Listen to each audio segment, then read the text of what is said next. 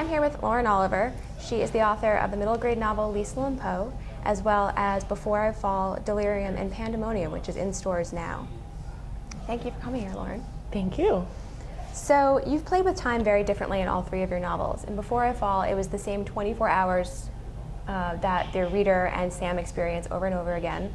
In Delirium, time moves pretty continuously. And then in Pandemonium, you do a shift back and forth between then and now. How much do you think about time before you write the novel? And was there anything that was easiest for you to write? You know, both of those, I mean, actually in all three cases, the way that time gets played with, it emerged very organically from the story itself. So it wasn't actually as conscious. I always say, like, there's a certain level of craft to writing books, but there's a lot of intuition, which is why it's really important to write a lot of bad books before you start writing good books, because that's how you develop your intuition. So with Before I Fall, obviously, the structure of time was built into the logic of the story itself. And that was difficult because I needed to keep it, you know, it's very possible if the character and the readers relive in the same period of time, it could get very redundant very quickly. So I was very worried about that and conscious about that. But in Pandemonium, it was fun, but originally that was just a mechanism, a tool for myself, because I usually actually end up writing the end of books and the beginning first, so then I bridge the two. I know where I'm going. I need to kind of throw a rappel hook forward.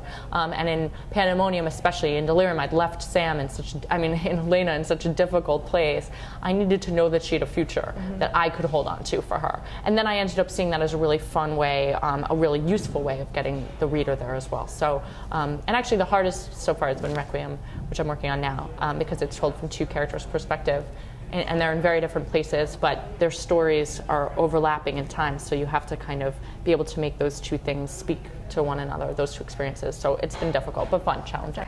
Lena comes into her own in Pandemonium. She basically becomes pretty kick-ass. I mean, she really is no longer on the fence about whether or not being cured was the right thing to do. She knows that she is in the wild and it's like the place for her to be. When you were writing her, because she is sort of so different and much more mature in many ways in Pandemonium, were there any female protagonists that you thought of while you were writing her, or any people in real life, or even political figures, or anyone? Well, mostly, like, I remember, this is a really weird comparison, but like, I remember when I was in 5th grade and saw the movie Buffy the Vampire Slayer, and I used to set up pillows in my room and like pretend to be a slayer and, you know, have these little, pretend these montage things were happening. So I kind of harkened back to that experience. But I mean, it's true that you don't go through a transformative experience of loss the way that she does. Loss of everything, like loss of identity, without emerging somebody different, and in some ways somebody harder too. I mean, I think that I have personally gone through probably 2 moments in my life where there was a real stripping away, sloughing away of my identity because of different mechanisms of hardship or something that had happened, and a reemergence. And so I really drew on those personal experiences. So in Pandemonium, Lena does meet someone else.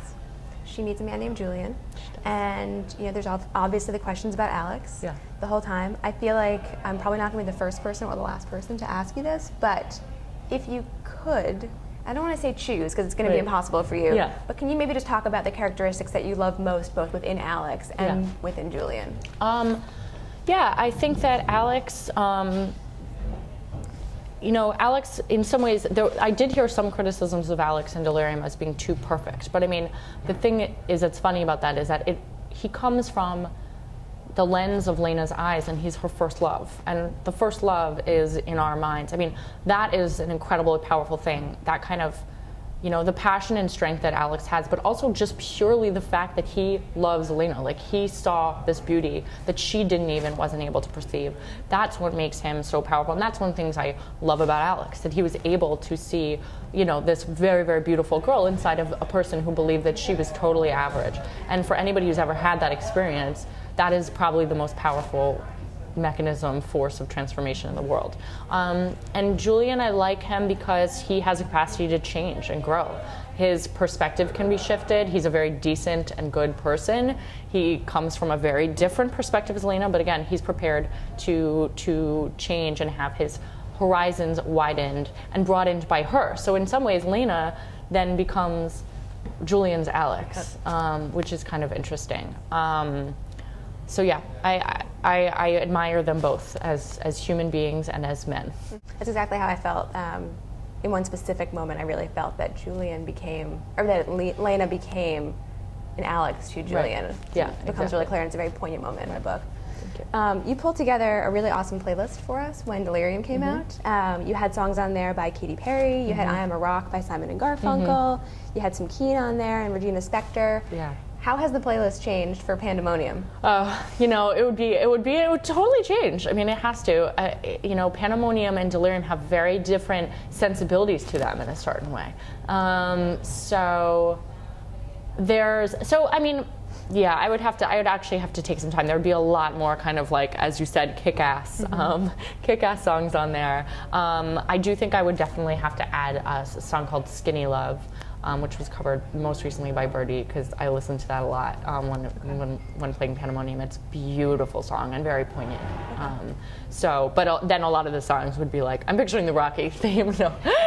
The ending is outstanding. It's really fast-paced and surprising. Yeah. And I feel as though you may have to actually do a little bit of a public service announcement right now. I know. Just to say, hello, readers.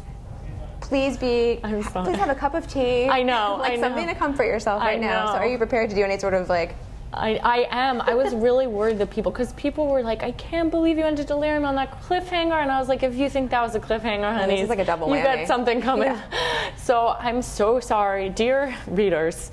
I am so sorry that you will read this book and you might hate me a little bit, and then you will have to wait a full year for Requiem. But I will do my best to make it up to you in Requiem. Thank you. Love, Lauren Oliver. I think you should send us all blankets. I know. So their book is coming out, Requiem. Yeah. Can you give us any hints?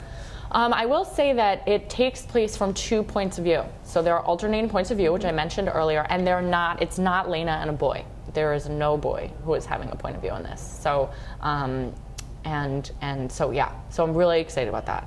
Lastly, I thought it'd be fun to do something sort of James Lipton-esque inside of the Actors Studio, but really it's inside a restaurant. We're talking to Lauren Oliver. Okay. So I'm going to just throw out different, what do you call them? Terms. Starters? Words, yeah. Starters, yeah. I guess. Cues, Terms, prompts. words, cues, there we go. Yeah. And you just said the first thing that comes to mind. Favorite time of day? Nap time. Definitely. Best place to write? My living room table. My dining room table. Most comforting food? Pasta. Low or high heels? Definitely high heels. Best city? Extra points for saying Seattle. I know. And the first thing that came into my head was New York. I'm sorry. Favorite literary character? Favorite literary character? Mr. Darcy was the first thing that came into my head. I'm really going with the first thing in the head. Okay, good. That's good. Savory or sweet? Oh, definitely savory. And one thing that you want to do in 2012? Get married. I am getting married in 2012, though. Congratulations. Yeah, thank you. Well, thank you for stopping by. Thank you. Thanks for having me.